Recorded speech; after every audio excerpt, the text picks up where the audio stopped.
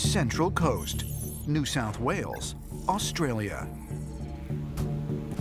Deep in the Brisbane Water National Park is a mysterious site known as the Gosford Glyphs. The site consists of two massive 8-foot-high walls engraved with over 300 ancient carvings.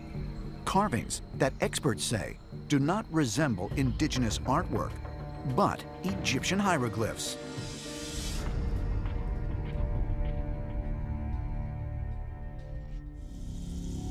After deciphering the texts, 21st century Egyptologist Raymond Johnson believed them to reveal the burial site of Lord Nefertiru, a member of the Egyptian royal family, who died while visiting the area with his brother sometime between 2637 to 2614 BC.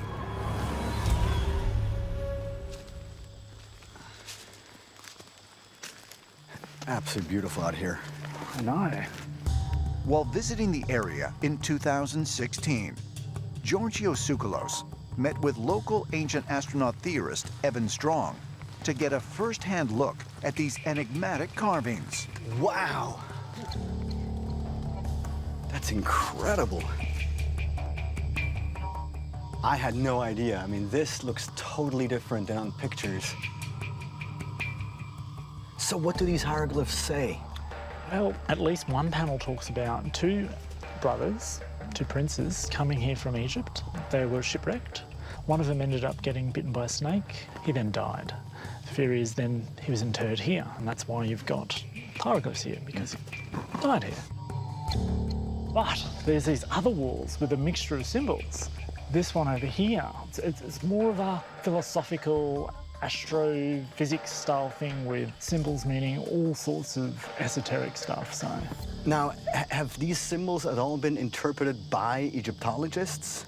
there've been a few, actually. A few different people have done that. What was their reaction? Well, Raymond Johnson was one of the first people to come here and translate. He actually sent some of his translations off to the Cairo Library, and Dr. Abu Dia Ghazi ended up saying, yep, you're on the right track. Something called Proto-Egyptian. And how old do you reckon these are? We're thinking, because of the prevalence, at least in one panel of Proto-Egyptian, that it's about 4,600 years old. Wow. Are there any hieroglyphs that stand out to you? Yeah, definitely. Follow me down here, and I'll show you this other one. So this one here, we call the UFO glyph, and people have called that since they've been coming here, because it kind of looks like a UFO. It definitely has the classic UFO shape. That's it. It's got the rays, or whatever you want to call it. What would you suggest if anyone says, well, this is not a UFO, it's some other symbol, but certainly not that? I think someone suggested it's jewelry, but it's a completely different symbol that's upside down, and it really doesn't quite fit in. It's one of those symbols here that doesn't fit into the canon.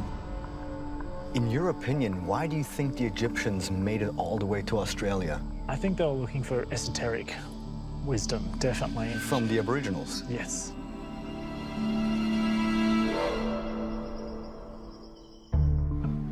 The ancient Egyptians, we have stories and Aboriginal stories about their arrival and about their visits long before Europeans had arrived here. Naturally, we would have shared ceremony with these people because they have the same similar beliefs as our people. Egyptians have that same spiritual connection to the sky world. Many stories from all over this continent, not just from here, but all over this continent, talk about those who came by the sea and came to these continents, and some of our knowledge and wisdom and technology went back with them. And if you do some of the research in the last pyramids that they found boomerangs made from ironbark from here. And they have hieroglyphs of blackfellas throwing the boomerangs to take out the ducks and the geese.